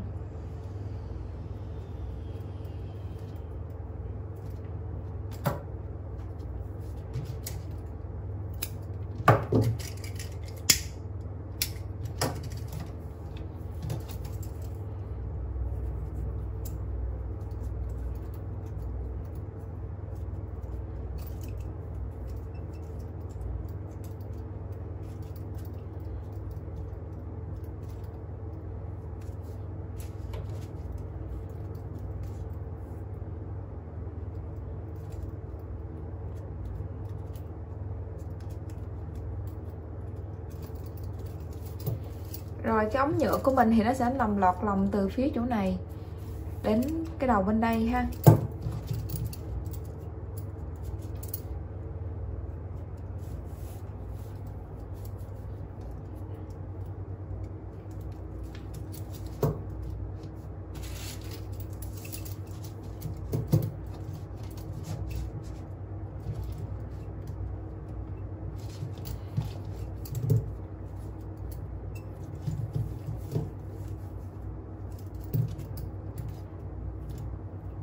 Các bạn đánh dấu lại, các bạn gài lại hết các đoạn cho mình nha. Rồi như vậy là cái ống nhựa của mình là 22 cm nha các bạn. Còn nếu như mà các bạn móc lại cái móc cái quai của các bạn dài hơn thì các bạn có thể cắt cái ống nhựa này nó dài hơn ha. Còn của mình nó vừa như vậy thì mình sẽ để luôn, mình không có chiết lại. Tùy theo cái độ ngắn dài mà các bạn cắt cái ống nhựa của mình cho nó bằng. Rồi bây giờ mình sẽ may. Thì khi may này các bạn sẽ chọn cho mình cái sợi dây dài nhất á. Cái sợi dây mà hồi nãy mình kêu các bạn chừa tầm khoảng 2 đến 3 lần cái chiều dài của cái quai túi á.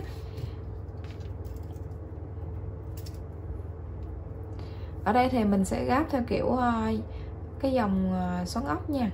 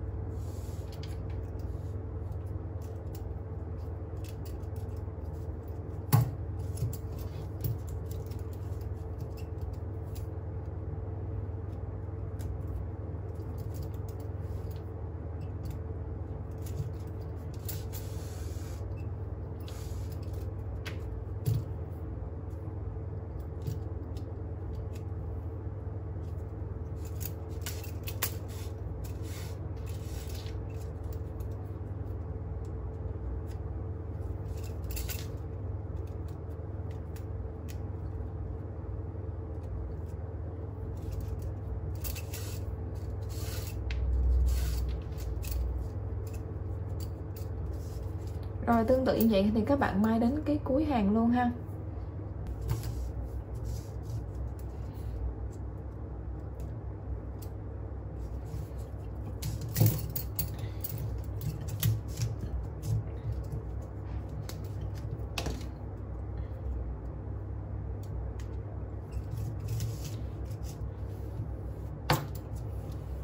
Rồi các bạn dùng sợi dây này các bạn may cố định cái miếng này luôn ha. Tại vì cái miếng này nãy giờ mình chỉ mới có nhét vô phía chính giữa thôi các bạn, chứ mình chưa có may gì nó hết trơn. Bây giờ mình phải may cho nó dính, nó cứng ở đây, để không thì nó sẽ bị tuột nha. Khi mình xách nặng thì nó sẽ bị tuột ha.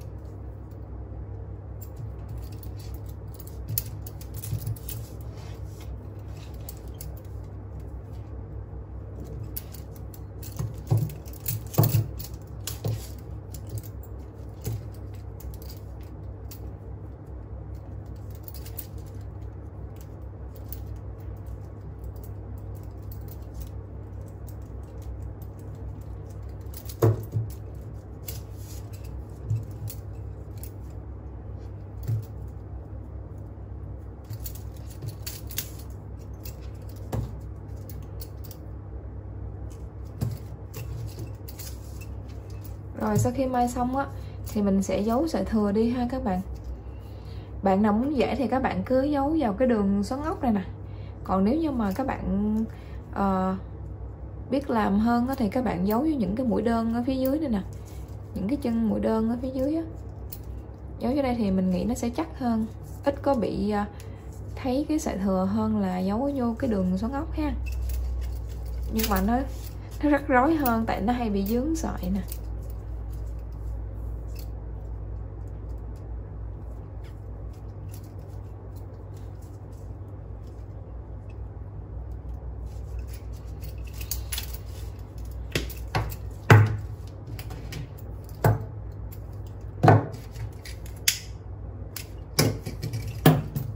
Rồi bên đây các bạn cũng may luôn nha các bạn. Các bạn dùng sợi dây này các bạn may cho cái này nó phải dính vô trong đây mới được ha. Không may là nó sẽ bị tuột nha. May xong rồi các bạn cũng giấu sợi thừa tương tự như mình mới vừa hướng dẫn đó.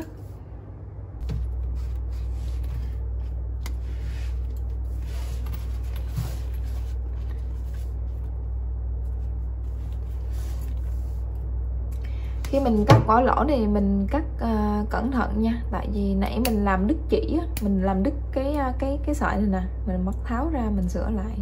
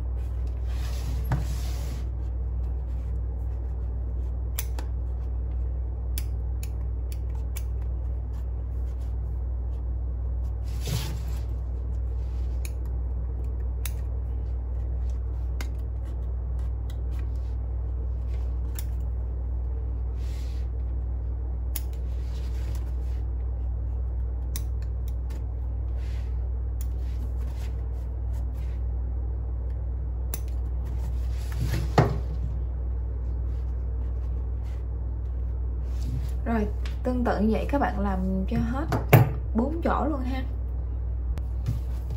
Rồi bây giờ mình sẽ ráp cái miếng này ha các bạn.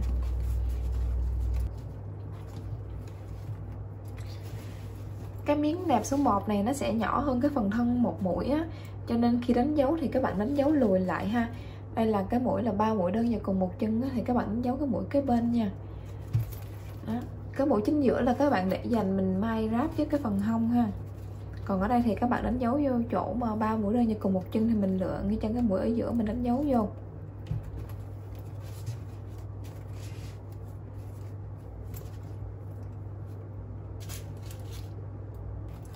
Rồi mình cũng đánh dấu các đường này ha. Tiếp theo các bạn sẽ xỏ cho cái sợi dây này nó về cái mũi ở giữa nha.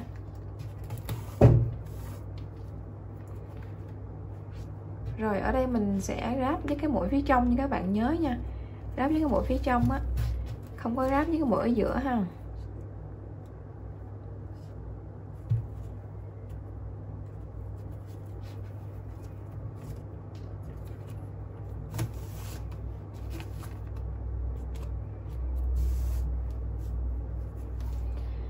Ở đây mình cũng sẽ dùng cái cách ráp đường xoắn ốc nha.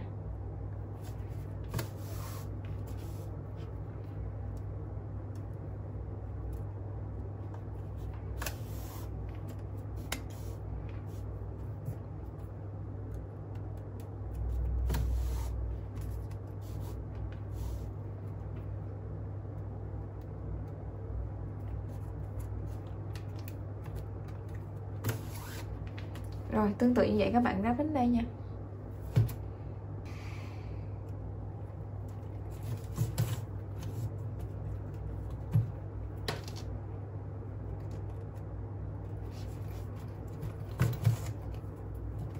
Rồi cái mũi cuối các bạn vòng cho mình thêm một lần nữa nha.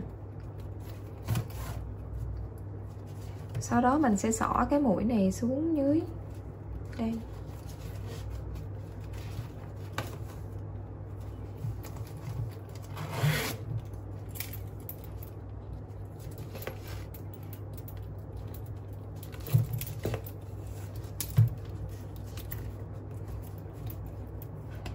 Sẵn đây có cái sợi khoan để mình làm một cái mối nối đã.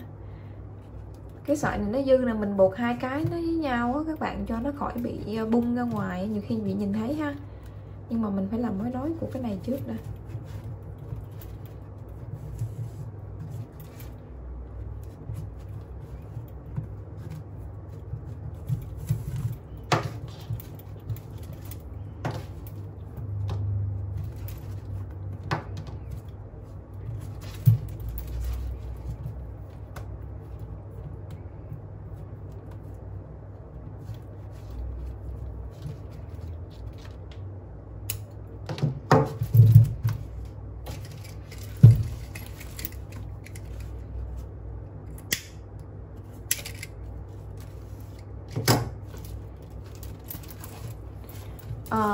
Cái miếng ở bên trong này mình không có may nha các bạn, mình để như vậy luôn á.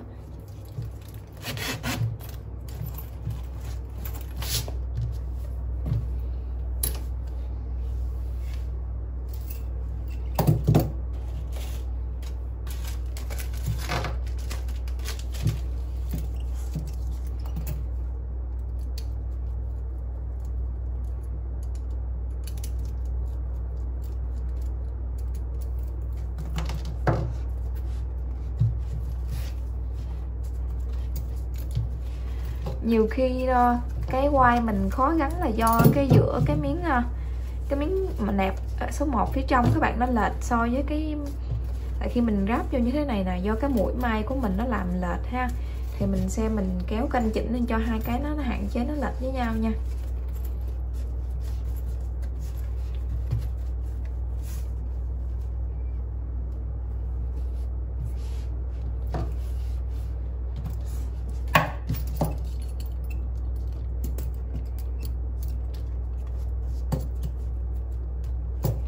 Cái ốc này là ốc là dài nhất của bên mình rồi. Thì nhiều khi các bạn mới làm lần đầu thì các bạn sẽ thấy nó sẽ hơi khó gắn. Tại cái này nó qua tới 2 lớp canvas nè.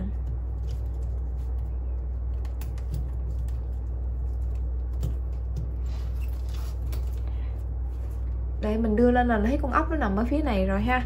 Tại vì như các bạn thấy nè, đó, cái chiều cao của cái lỗ này nó cũng đã nhú lên một chút xíu như vậy rồi, là khi mình đưa vô là vẫn gấp được, chứ không phải là con ốc này nó quá ngắn nào để mà không có gắn được nha.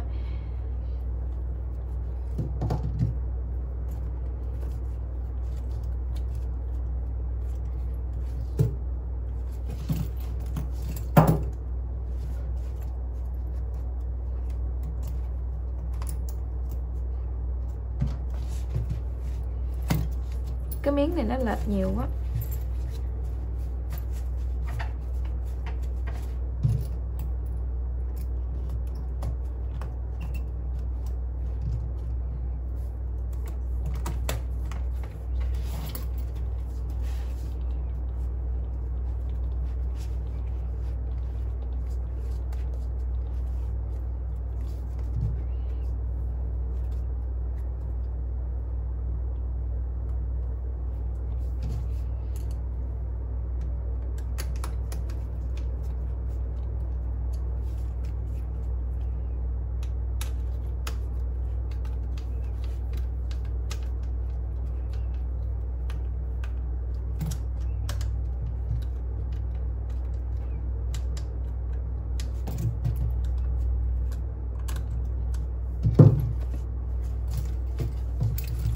Rồi tương tự như vậy thì các bạn làm bên này rồi bên này luôn nha.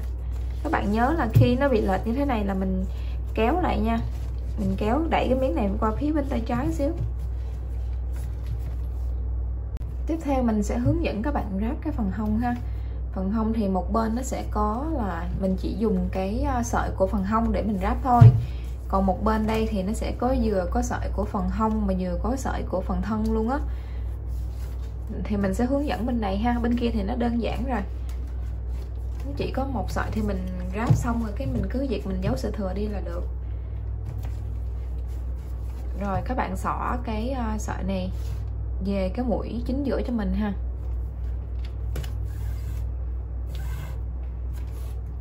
Ở đây thì các bạn đánh dấu cho mình hai cái chính đầu tiên, đó là hai cái phần cái chỗ phần đáy nè các bạn. Đó, những chỗ mà nãy lúc đầu tiên mình kêu các bạn cắt canvas xong rồi mình đánh dấu luôn ha.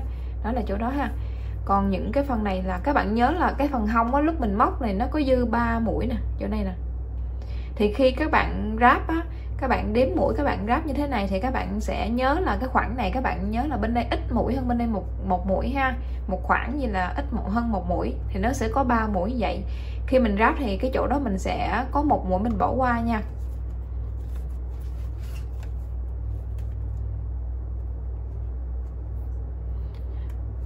Rồi mình sẽ ráp theo kiểu cái mũi dòng xoắn ốc đó các bạn.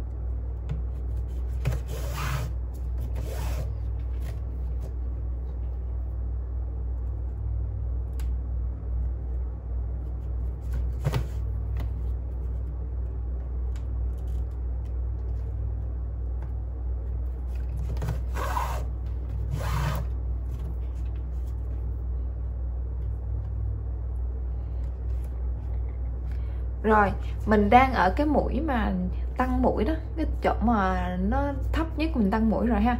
Thì một trong hai cái mũi này nè, hai mũi nằm kề chung một chân đó, thì các bạn chọn bỏ qua mũi nào ha. Thường thì mình chọn bỏ qua cái mũi đầu tiên á.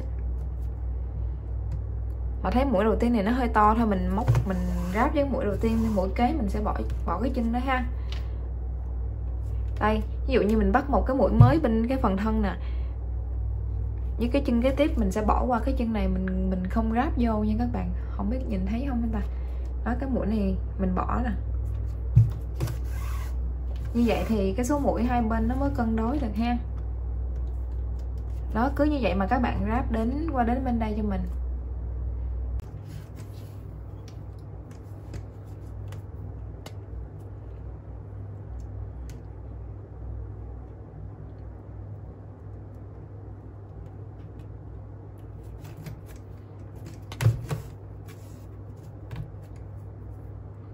Rồi các bạn làm thêm một vòng nữa cho mình ha.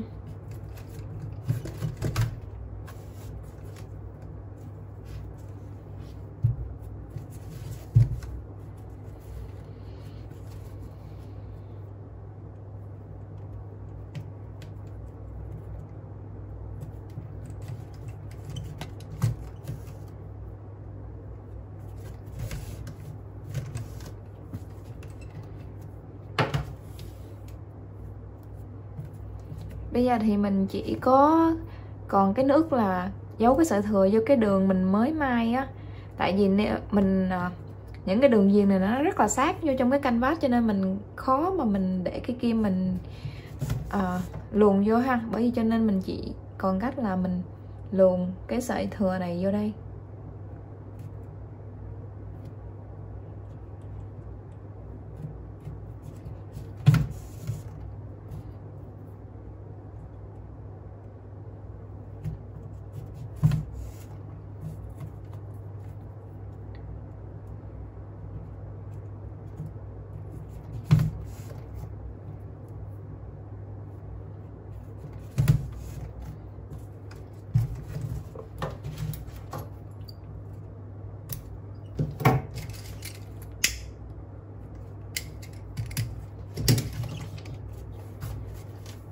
Rồi bây giờ mình quay sang mình xử lý cái sợi thừa bên này luôn ha.